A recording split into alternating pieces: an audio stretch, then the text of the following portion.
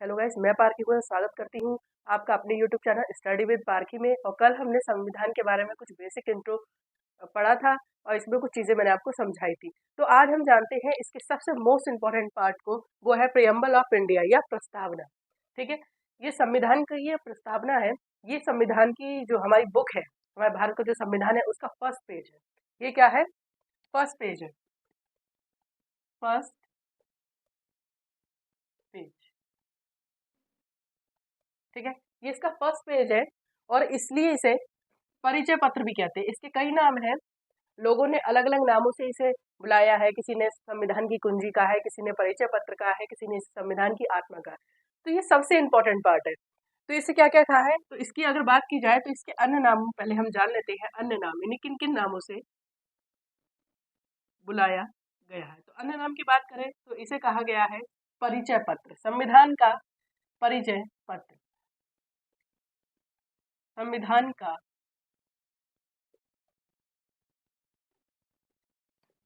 परिचय पत्र। ठीक है, संविधान का परिचय पत्र। इसके अलावा और क्या क्या कहा गया है, जैसे संविधान की आत्मा, संविधान की आत्मा। और इसके अलावा कहा गया है संविधान की कुंजी, संविधान की कुंजी। ये बहुत इंपॉर्टेंट पार्ट है। लेकिन वो पार्ट माना तो गया है, लेकिन कानूनी तौर पर लीगली उसको पार्ट नहीं माना गया है, वो आगे देखेंगे। लेकिन अभी आप समझिए अन्य नाम क्या है, संविधान का परिचय पत्र। और ये बात किसने की थी, तो ये बात कही थी एन ए पालकी वाला, एन के पालकी, एन ए पालकी वाला। ठीक है, इस बात को जरूर याद रखिएगा कि संविधान का प्रस्तावना को संविधान का परिचय पत्र किसने कहा है। ये क्वेश्चन पूछा जा चुका है कि किसने कहा है, या निम्न में से प्रस्तावना को क्या कहा जाता है। तो ये नाम दे दिए जाते हैं, ठीक है, या बहुत सारे ऑप्शन देंगे और उसमें एक ये ऑप्शन मिलेगा, तो आपको ये टिक करना होता है कि उसे क्या कहा गया है। ठीक है, तो इस टाइप के क्वेश्चंस भी पूछे गए हैं।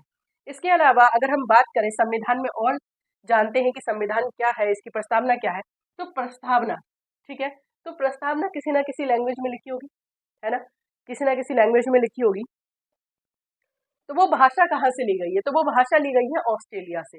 ये क्वेश्चन भी आता है कि प्रेम्बल की जो लैंग्वेज है कहाँ से ली गई है, तो हम लिखेंगे, यहाँ लिख दे रहे भाषा कहाँ से ली गई है, ऑस्ट्रेलिया से, ऑस्ट्रेलिया। ध्यान से याद करते रहिएगा जो मैं आपको बता रही हूँ, ऑस्ट्रेलिया से इसकी जो है भाषा ली गई है। इसके अलावा क्वेश्चन आता है कि प्रियम्बल में जो हमारा कॉन्सेप्ट है ना, क्योंकि जो हमारा संविधान है ना उसे उधार का थैला भी कहते हैं। उधार का थैला का मतलब है क्योंकि बहुत सारी चीजें जो है अदर कंट्रीज से ली गई हैं, बहुत सारी चीजें ली गई हैं। तो इसका कॉन्सेप्ट, जैसे हमने कहा था संविधान का कॉन्सेप्ट फ्रांस से लिया गया, तो ये प्रियम्बल का कॉन्सेप्ट जो है वो कहाँ से लिया गया है, तो इसका कॉन्सेप्ट लिया गया है अमेरिका से। कहाँ से? अमेरिका से। मैं आपको सारे इंपॉर्टेंट पॉइंट्स इसमें कवर करा रही हूँ, तो ध्यान से पढ़ते रहिएगा कि क्या क्या हुआ है। ठीक है, तो अन्य नाम हमने पढ़ लिए, और भाषा कहाँ से ली गई है, ऑस्ट्रेलिया से, और कॉन्सेप्ट कहाँ से लिया गया है, अमेरिका से। ठीक है, ये सबसे इंपॉर्टेंट पार्ट है हमारा ये। अब अगर बात करें तो इसमें सबसे इंपॉर्टेंट एक और बात है, इसे उतार लीजिए, कि जो हमारी प्रस्तावना है ये संविधान का फर्स्ट पेज है, ये बात तो ठीक है, लेकिन हमने क्या कहा, पार्ट नहीं है। फर्स्ट पेज है लेकिन पार्ट नहीं है कानूनी तौर पर। ठीक है, वैसे तो है क्योंकि संविधान की जब आप बुक ओपन करेंगे तो सबसे पहला पेज यही है, लेकिन ये पार्ट नहीं है। तो ये लिख लीजिए, संविधान का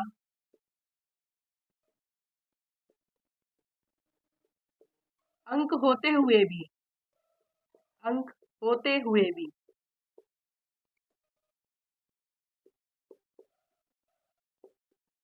यह संविधान का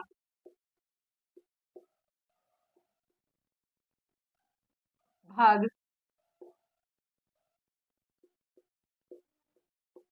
नहीं है। ये क्वेश्चन कई बार पूछा जाता है कि निम्न में से कौन है जो संविधान का अंग नहीं है। तो बच्चे कहते कि अरे प्रस्तावना तो फर्स्ट पेज है, फर्स्ट पेज है तो ऑब्वियसली अंग होगा, लेकिन नहीं, कानूनी तौर पर नहीं है। यह संविधान का भाग नहीं है कानूनी तौर पर। ये लिख लीजिएगा, कानूनी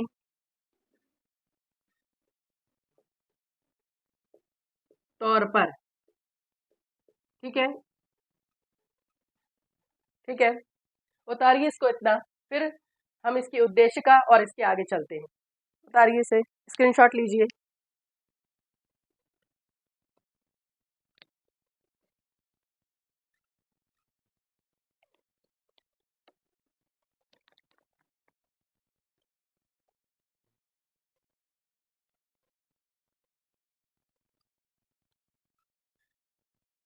ठीक है, तो अब इसको हम मिटाते हैं यहाँ से।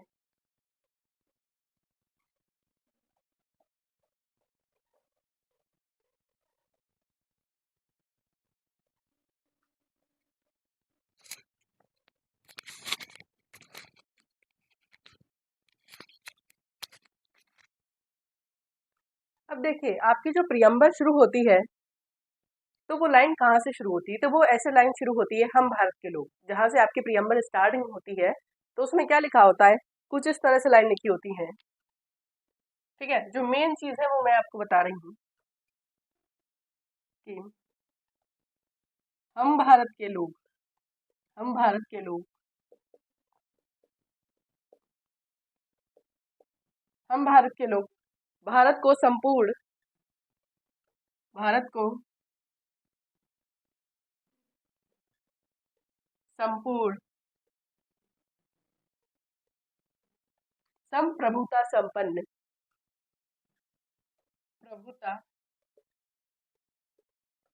संपन्न,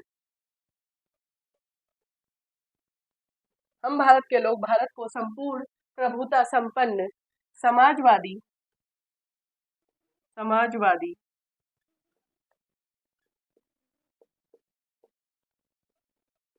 पंथ निरपेक्ष, पूरा ध्यान दीजिएगा जो लिखवा रही हूँ। ठीक है, समाजवादी पंथ निरपेक्ष लोकतंत्रात्मक, कैसा? लोकतंत्रात्मक, ध्यान दीजिएगा सब बातों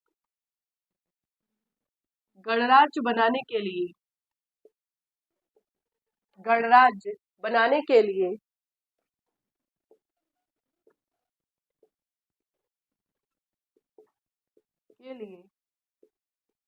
तथा उसके नागरिकों को तथा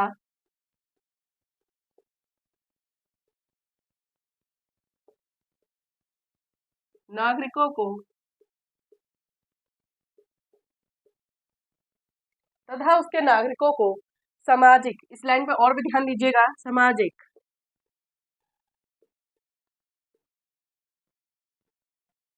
आर्थिक और राजनीतिक न्याय, आर्थिक राजनीतिक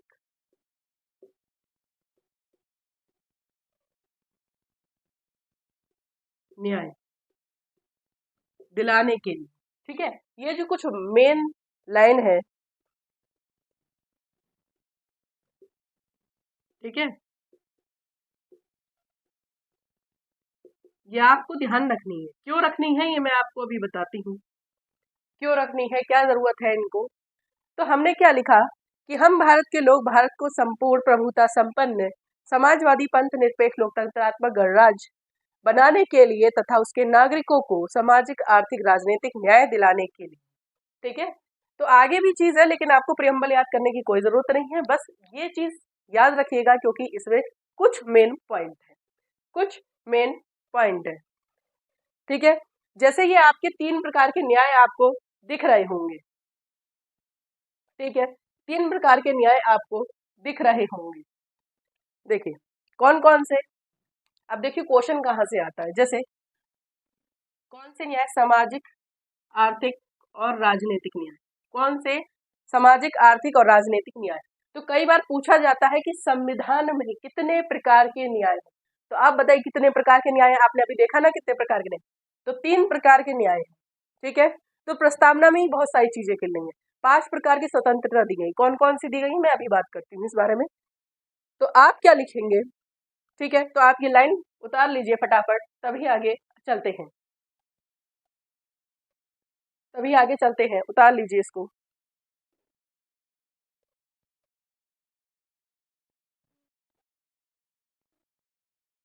ठीक है, इसके बाद एक इसके नीचे जस्ट मैं यहाँ लिख रही हूँ, कॉलम बनाइए कि आपके संविधान में कौन कौन से न्याय हैं। तो यहाँ हेडिंग बना लीजिएगा न्याय, तो लिखिएगा कौन कौन से न्याय हैं। अभी मैंने आपको बताया, फटाफट लिख लीजिए। सामाजिक,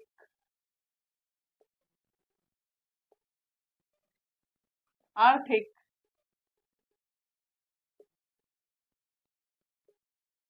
और तीसरा है राजनीतिक। ये इस तरह न्याय की, ठीक है।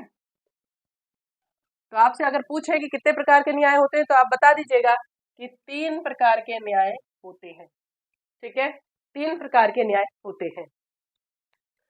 ठीक है, अब एक चीज और ध्यान दीजिएगा, मैंने कहा लोकतंत्रात्मक गणराज्य है, लोकतंत्रात्मक गणराज्य है का क्या मतलब है, ठीक है ना, क्या मतलब है, बहुत सारे लोग जानते भी होंगे। लोकतंत्रात्मक का मतलब है जनता के लिए जनता द्वारा चुना गया शासन, है ना। हमारे में क्या होते हैं, इलेक्शंस होते हैं, उसके बाद हम अपना प्रतिनिधि चुनते हैं कि वो हम पे शासन करेगा, ठीक है ना। हमने ही चुने हैं अपने सीएम पीएम, ठीक है।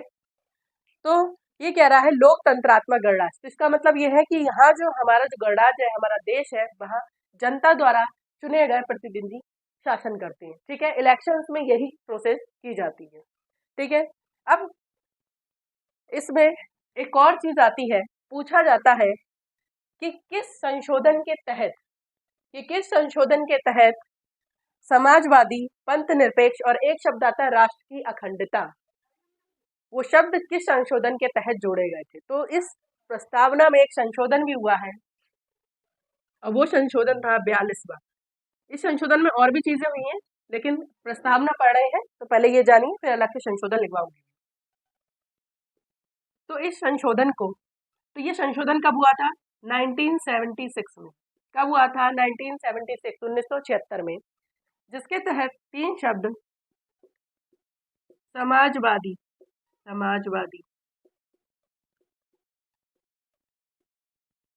पंथ निरपेक्ष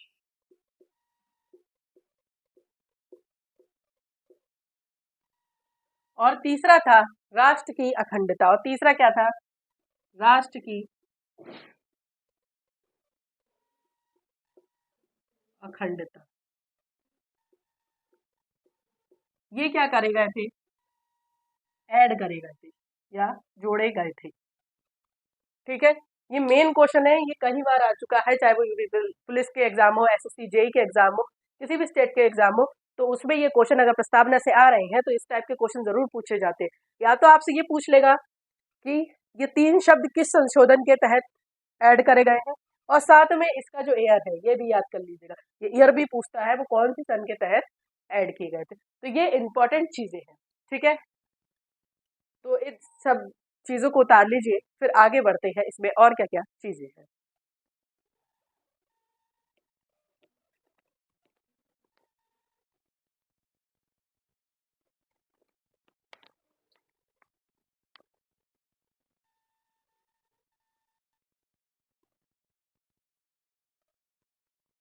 तो चलिए इसे मिटाते हैं और आगे चलते हैं।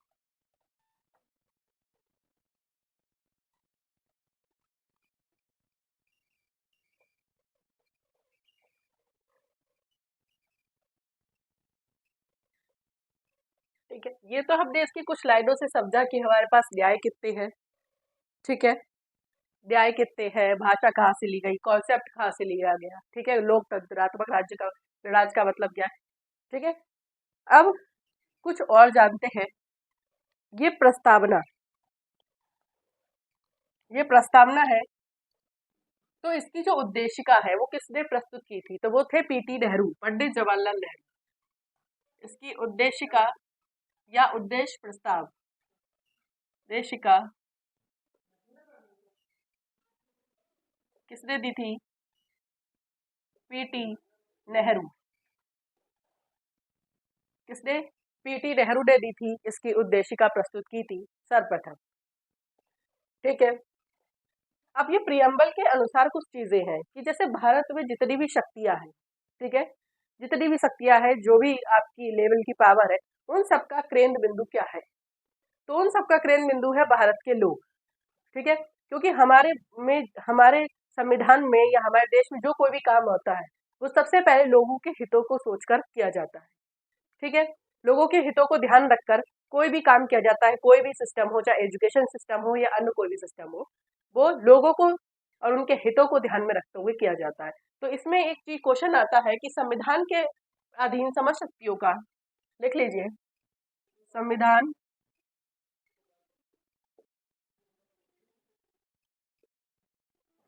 के अधीन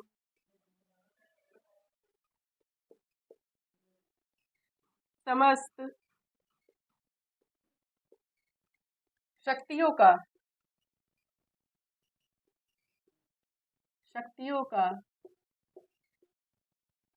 केंद्र बिंदु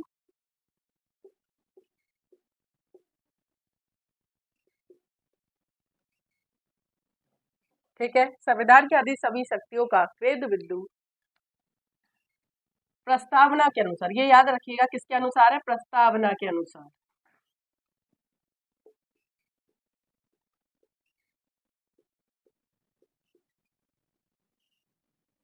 कौन है?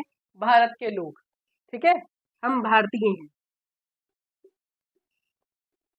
भारत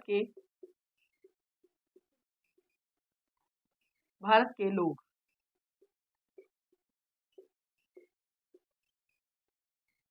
ठीक है, भारत के लोग।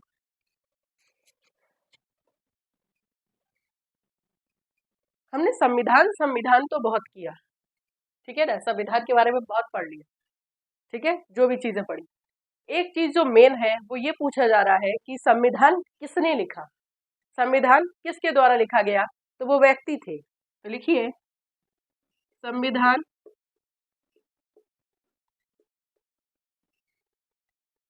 लिखा गया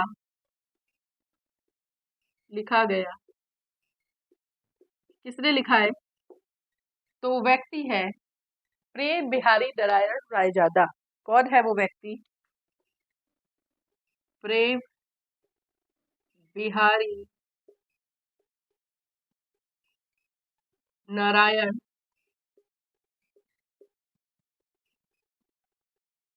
रायजादा। ठीक है, इसको जरूर याद रखिएगा कि किसने लिखा है। ठीक है, और किसमें लिखा गया है? कैलीग्राफी कौशल से लिखा गया है। किसमें लिखा गया है?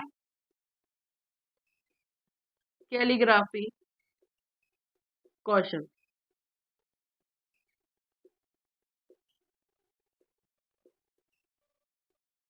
ठीक है, और किस पेन से लिखा गया है ये भी याद रखिएगा, वो था 303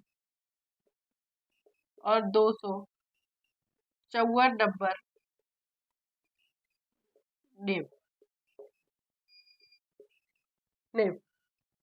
ठीक है, उससे इसको लिखा गया है। उतारिए इसको, उतारिए,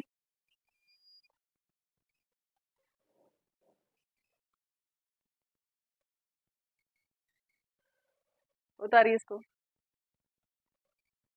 ठीक है, तो हमने ये तो जाना 3 प्रकार के न्याय हैं और इससे रिलेटेड और भी चीजें जानी। इसके साथ ही मैंने आपको स्टार्टिंग में बोला था कि 5 प्रकार की स्वतंत्रताएं हैं और इसके साथ ही 2 प्रकार की सामान्यताएं हैं। तो सबसे पहले जानते हैं सामान्यताएं क्या है और स्वतंत्रताएं क्या है।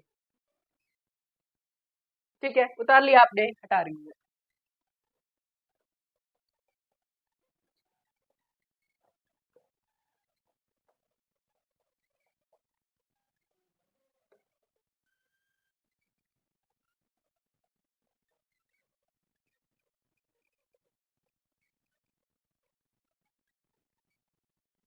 ये मैंने आपको जितने भी टर्म बताए सब पूछे जा चुके हैं क्वेश्चन, इनमें से आजकल क्वेश्चन बहुत आ रहे हैं। ठीक है, तो स्वतंत्रता है, अगर हम बात करें कि हमारे संविधान में कितनी स्वतंत्रता है, स्वतंत्रता,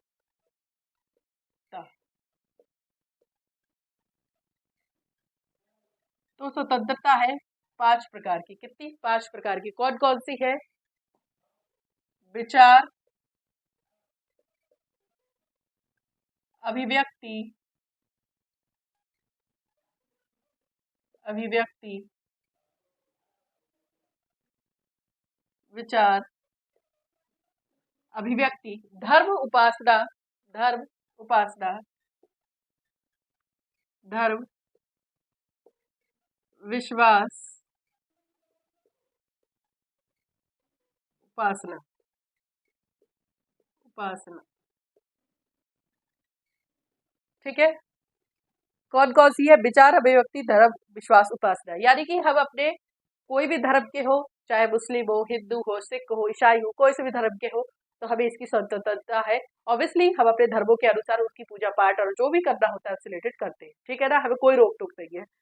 ठीक है, हम अपनी बात बोल सकते हैं, अपनी बात कह सकते हैं, अपना जो भी विश्वास है उसको मान सकते हैं, उपासना कर सकते हैं, किसी भी तरह की पूजा आप जो करना चाहते हैं वो कर सकते हैं। ठीक है, जो लीगली है। ठीक है, यहाँ तंत्र मंत्र की बात नहीं हो रही है, यहाँ जो उपासनाएं हैं, लोगों की अपने विश्वास है, उनकी बात हो रही है। ठीक है, ये थी 5 प्रकार की स्वतंत्रताएं। इसके साथ ही अगर हम बात करें तो हमने कहा था समानताएं, समानताएं। तो 2 प्रकार की समानताएं हैं। कौन कौन सी? प्रतिष्ठा की और अवसर की। प्रतिष्ठा और अवसर याद रखिएगा, कौन सी है? प्रतिष्ठा और अवसर। प्रतिष्ठा और अवसर, देखिए सबको बराबर अपॉर्चुनिटी हो, चाहे वो किसी भी कास्ट का हो, किसी भी रिलीजन का हो। जैसे सर्विस निकलती है तो सबको बराबर बराबर हिस्सा दिया जाता है। ठीक है, या सरकार के अकॉर्डिंग जो भी प्लान होगा उसका। और प्रतिष्ठा, कोई भी धर्म का, कोई भी जाति का, कैसा भी दिखने वाला व्यक्ति अगर कोई ऐसा कार्य करता है जो कि पुरस्कृत किए जाने योग्य है तो उसके लिए उसको मान, प्रतिष्ठा, सम्मान दिया जाता है। ठीक है, तो हमारे जो देश में है 2 समानताएं, प्रतिष्ठा और अवसर की, 5 प्रकार की स्वतंत्रताएं हैं और 3 प्रकार के न्याय। आई होप प्रियम्बल के बारे में मैंने आपको जो भी बताया है, संविधान की प्रस्तावना के बारे में आपको समझ में आया होगा। अगर कोई प्रॉब्लम होती है तो आप उसे कमेंट बॉक्स में डिस्क्राइब कर सकते हैं। अगर आपको मेरी वीडियो पसंद आई हो तो वीडियो को लाइक कीजिए, मेरे यूट्यूब चैनल को सब्सक्राइब कीजिए। Thanks for watching my video. फिर मिलते हैं एक नई जानकारी।